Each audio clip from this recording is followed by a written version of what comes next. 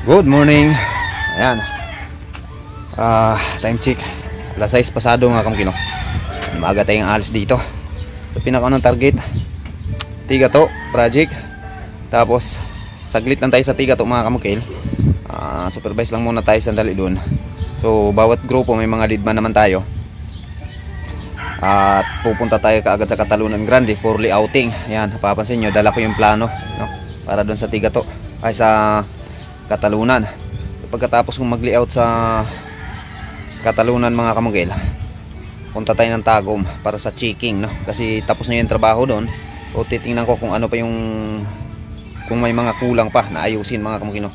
Bago natin i-turn over. So kung pagpunta natin mamaya maayos na yung project talaga, wala nang dapat ayusin, lahat ng mga retouching o i-repair, okay na lahat. O bukas yung schedule natin sa pag-turn over doon. Okay, let's go mga kamugil. O nandito na tayo sa Tigato project. O saglit lang tayo dito mga kamugil, at update lang tayo sa trabaho dito. Okay, bali yung pinakatrabaho ng tropa mga kamugil is nandito sa taas. Sa taas tayo mauna mga kamugil. Sir, good morning sir. Ito na yung ganap dito mga kamugil, no? Ito yung sinasabi ko na ito yung pamamaraan namin para hindi na tayo paulit-ulit sa pagpintura, no?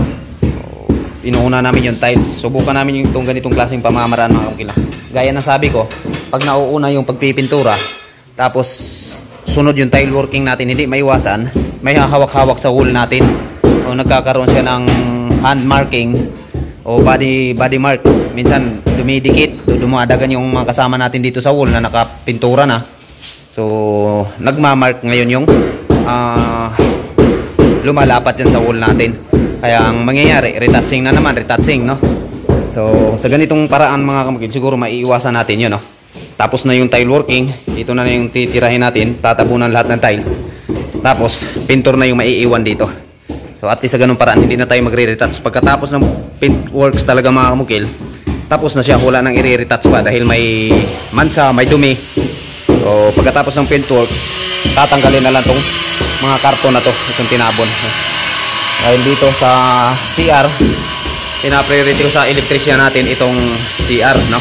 Dapat makaalis si Sir Aaron, makikita na yung pagta-tiles namin dito sa CR. Ayan. So nabul tayo ng ano dito mga kamugil. Dahil wala to sa original plan, ang nangyayari, hindi natin nahulugan ng abang, mga abangs ng mga electrical. So sinisiguro din namin yung pinapasupply namin dito is safety, no? Nasa tama yung mga amperahe na ibibigay natin dito ayon po sa mga pwedeng isaksak dito. Okay, so mayroon tayong dalawang outlet dito, water heater outlet, tapos outlet para dito sa lavatory. Baka sakaling may mag-blower, alam nyo na mga babae, may salamin kasi dito makaharap, malaki yung salamin dito with shadow light. O lagyan natin ng outlet para sa blower o etc. Ano pa mang machine na pangpaganda. O yun yung pinaka-importante. O habang Master Boyet patuloy sa mga siruho, o yung diskarte ni Master Boyet, kinakat niya lahat, no? Tapos nilalagyan ng marking o numbering para saan ilalapat yung mga kinakat niya. So pagkatapos ng cut, saka na ilalatag. Pasok tayo dito. So kahapon mga kamukil, ito yung nangyari, no? Sa tiles installation. Mula dito, palabas dito, yan, papunta dito, yan, saka ito. O ngayong araw na to, pagbalik natin mamayang hapon, siguro buo na to lahat, no? May mga part na dito na buo. Okay, matatapos na mga kamukil, no? Gaya na sabi ko, kahit wala tayo, trabaho yung tropa. Meron naman si Master Boyet, siya yung ating lead foreman, no? Dito sa Tigato.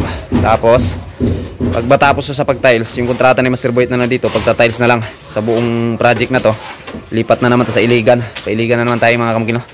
Yung ating painters, umpisa na, nagbabatak, no? Yung babatakan ng mga kamukil, yung pag-join. Okay. So yung gamit namin dito mga kamukil, gumamit tayo ng mortar na mabasa mixture yung gamit natin. Tapos meron tayong tile adhesive, no? Na kung saan yun yung ipapakapit natin tiles between konkrito. Right? Habang dito, ito yung naghahalo mga kamukil. Mabasa mixture yung gamit natin. O yung ating painters, electrician, may kanya-kanya silang ano. Basta si lead foreman na yung bahala dito mga kamukil. Okay. Loy, shout out Loy. Ito yung pinakaano ko mga kamukil. Pinsan ko to mga kamukil, side ng papa ko. O yung papa niya at papa ko, kapatid, magkapatid. Yun din, pinsan ko rin yun. Si Kado Balbahutog. Yan. Side ng mama ko rin yan. So halos-halos sa mga pinsan ko, umpisa ko nang kinuha mga kamukil upang maturuan natin. Baka sakaling maghihinto na ako sa ganitong klaseng trabaho. So may mapag-iwanan na tayo ng kaalaman, no? O, sila na naman kasi mga bata pa mga kamukil, ayaw na mag-aral.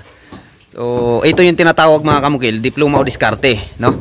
So kung ako yung papipiliin, mauuna talaga yung diploma. Kahit elementary lang mga kamukil, kailangan natin talaga ng diploma bago tayo di-diskarte. O sila mga kamukil, nakapag-aral ng mga elementary o may high school sa kanila, hindi nakapagtapos, so, umpisa na silang dumiskarte. At least may diploma na sila, marunong na sumulat, marunong na magkwenta, marunong magbasa.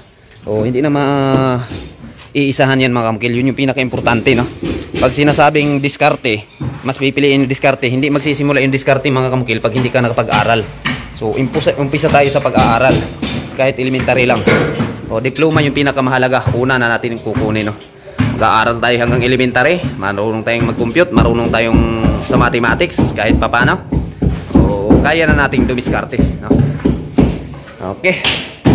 So di na tayong tatagal. Bart, ikaw na bahala rin, ha? Alis na tayo mga kamukil. Bye! Shout out, bye! Ito si Bye Bye mga kamukil, Kidapawan City, no? Ito yung pinaka mala dyan regala namin dito mga kamukil. Shout out, bye! Okay mga kamukil, alis na tayo. Katalunan Grande tayo mga kamukil, outing tayo dun, no? Tama-tama, alas 8 yung schedule ko dun na mag-layout. So matatapos sana, matapos ko na siya ng mga 2 oras o 3 oras, no? Ang pagli-layout, hindi po kasi madali. Diyan nag-uumpisa yung kagandahan ng itatayo nating proyekto o project, no? Sa pagli-layout. Kapag ka sa layout mali na, matatapos yung project, mali na talaga yan, no? At ang mangyayari dyan o disadvantage na mangyayari, kawawa si kliyente. Ang laki ng gastusin dahil ang daming hahabulin para magiging perfect ang finish ng bahay, no? Kaya sa layout pa lang i-perfect na natin. May plano tayo dito. Ito na naman yung susundan, titingnan natin, no? Walang humpay na trabaho, di bali, no? Halos wala ng pahinga. So pagka makachamba kami mga kamukil, papahinga kami kahit 3 days na. O di kaya pagkatapos nitong project sa Tigato project, o papahinga kami kahit 3 days. O sana lang, pagkalob sa atin ng Diyos. Thank you.